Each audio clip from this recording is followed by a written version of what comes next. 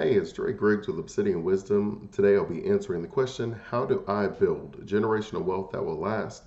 When it comes down to building generational wealth, there are three things that need to be considered, and we will talk about those three things today. Most entrepreneurs and families worry about money, so we created the Wisdomites framework to help you eradicate financial stress, generate a passive income, and build a prosperous retirement strategy. When it comes to building generational wealth that will last, it really means that, hey, first we need to build the money up. Second, we need to make sure that we pass along some of our values and wisdom to our next generation. And then third, we need to actually allow them to take the reins. And so we're going to start with how do you build your money? So within the wisdom metric framework, each of the letters wisdom, WISDOM, each letter stands as an acronym. And in the M, it's model the successful. And I'm a big believer that there's no reason for us to reinvent the wheel if they're already, successful people who have already figured out a certain pattern that we believe is compatible with our lifestyle, our goals, our family structure, our business structure.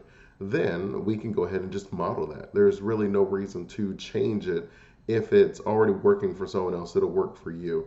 As someone who loves like planning things, when it comes to me growing a tree, I don't have to be like, oh, well, let me figure out, this much water or this much sunlight. It's already well documented. If I know the zone that I live in, then there's a certain type of plant that will grow in that zone. And that zone is just really the climate of your area. So there's certain plants that grow very well in Florida. There's certain plants that don't grow very well. And so you choose based on the zone that you have a plant that is perfect for that area, and then you'll see how much sun you need. So a full sunlight plant would be a plant that needs like 6 hours plus a day, and a shade plant would be one that needs like 2 hours or less of sunlight a day. And then you find out the water. Most plants, when you get them, you know whether you have to water them weekly, whether you have to water them daily, or if you can water them on a less frequent basis. And then the type of food that it needs. You can get the nutrients in the soil that you need based on the type of plant that you have. I say all that to say that investing in money is really no different. You don't have to reinvent the wheel. We just model the success that we find. And the numbers of the successful, right, it ultimately shows that most people are going to make their money one of three ways. So the most common way and the least effective way is I'm going to, work for my money. So, right, I have a job, I get paid every week, 2 weeks, month, whatever the frequency is, and then I get paid every time I work. So I work for money. That's the least effective way because you have to trade your time for money. The second option that's going to be available would be people that have figured out, how to invest in the like stock markets and different things so that your money makes money, your money works for you. That's going to have like your Warren Buffett, your Charlie Mungers. It'll have your Robert F. Smiths, your like Jack Vogels, Philip Fisher, right? Like there's lots of investors that make, reasonably good money where they make their living just based on the stocks. And then the third way that people make their money, it's the least used way, but it's definitely going to be the way that works for the most number of people, is to have multiple streams of income.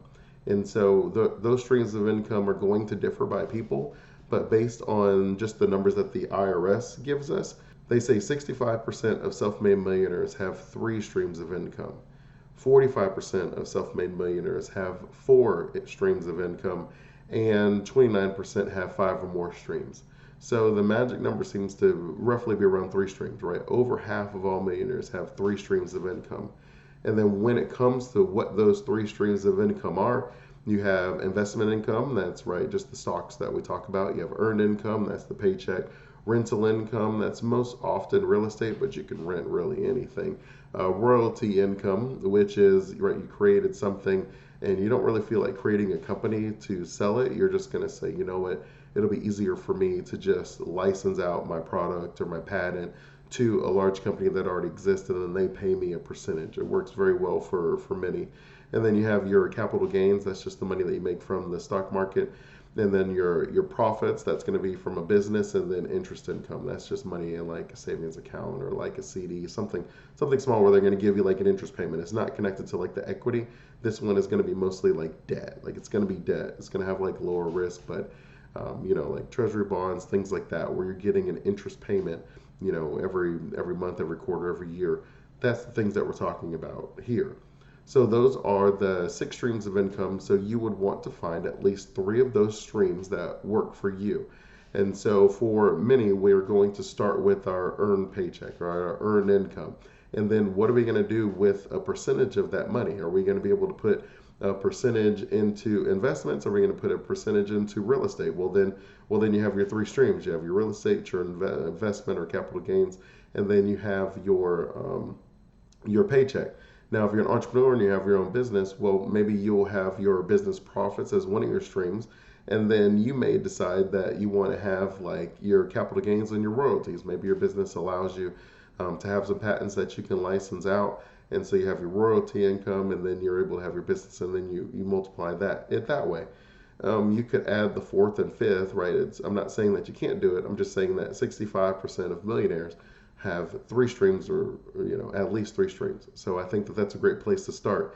It doesn't mean you can't have all six streams. I mean, if that works for you, go for it. I do think that I would rather go a mile deep and an inch wide than a mile wide and an inch deep. So, but of course, it works differently for each person. So it is something that you want to consider overall. And so that's the first one. So you understand the money part, right? So we check that one off.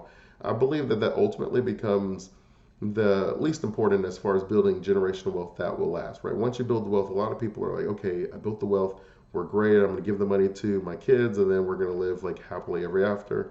But the numbers show that 70% of wealthy families, they lose their wealth by the third generation.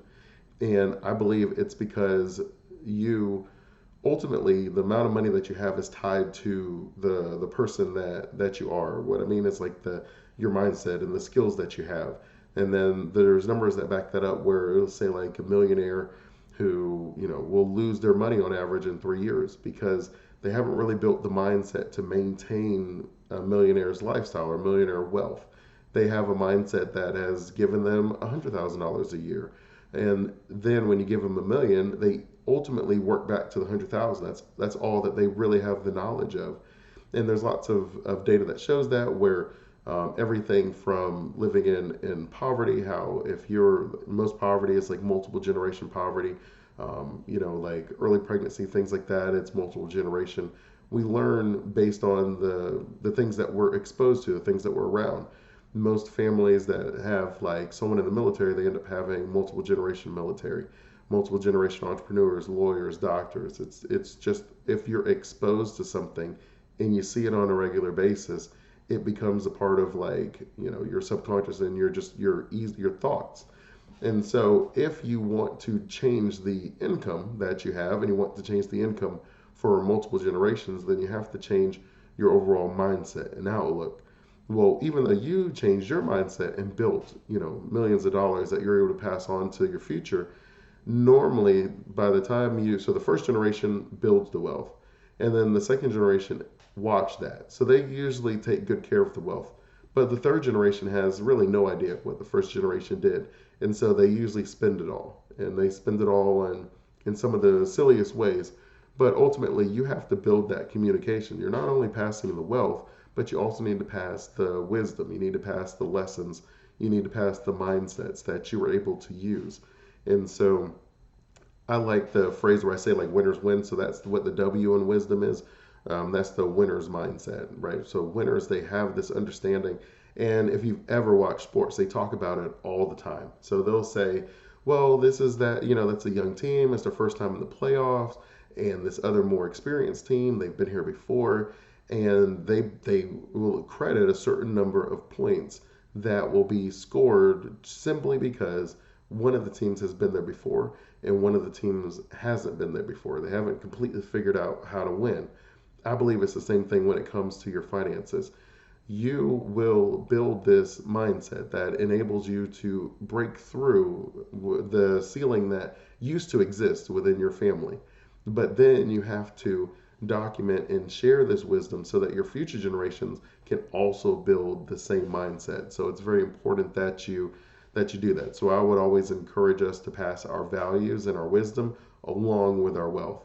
So if you want your family to understand the importance of service, Well, what can you do to make sure that you pass that along? If you want your family to understand the importance of entrepreneurship, what can you expose your children to, and what can you teach your children to expose their children to make sure that value stays within the family, right? You are the CEO of your family, and your family, right, is your business.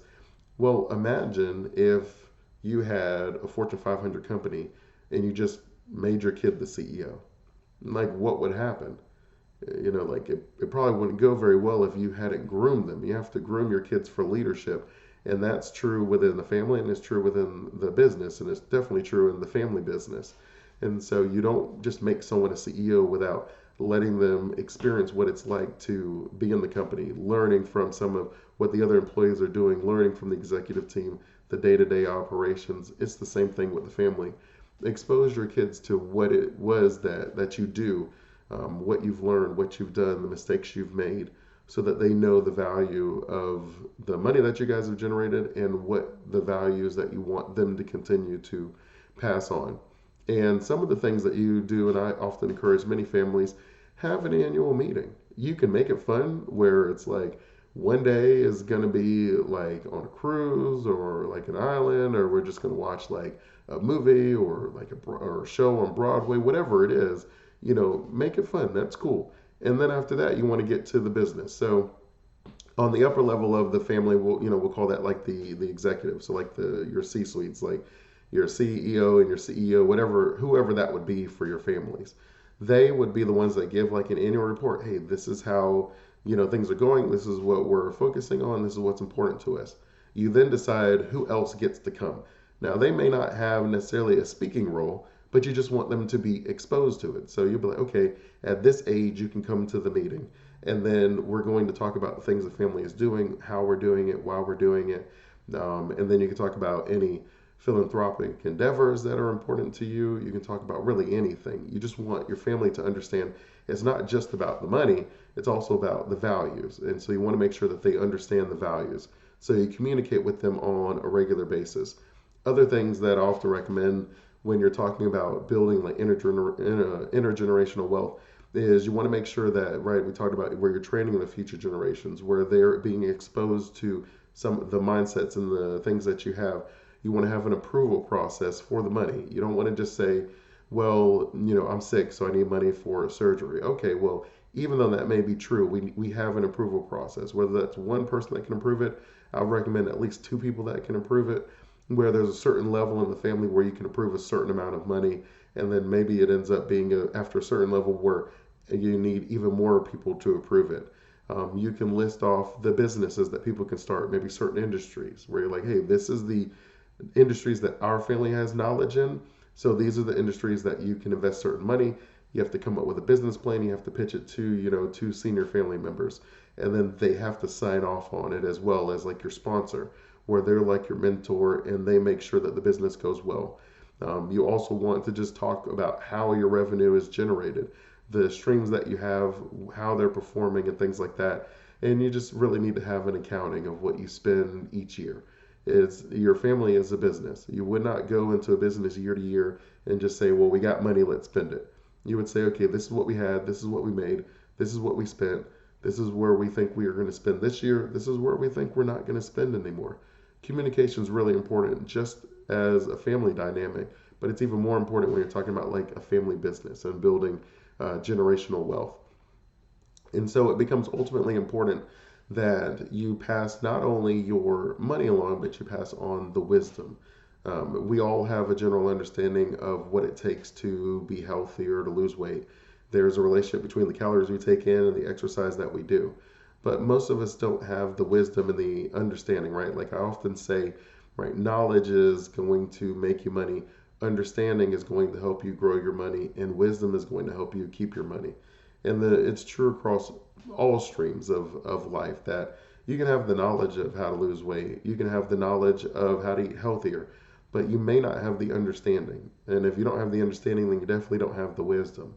So you have to make sure that you're passing the knowledge, the understanding, and the wisdom along in the family as well when it comes to your future generations, to make sure that you're not part of the 70% that loses their wealth by the third generation. And so it's just really important that you do that. If you have any additional questions on how to take care of your retirement and how to make sure that you don't have to worry about money in your future, then I encourage you to take a look at our Retirement Planning That Works video training at obsidianwisdom.com/training. In it, I give you the entire Wisdometric framework. Today, we just talked about the M portion of it, where we talk about modeling the successful. We talked a little bit about the W in the winner's mindset, but there's also identifying the pattern, there's structuring your finances, there's designing your life, and there's optimizing for success, right?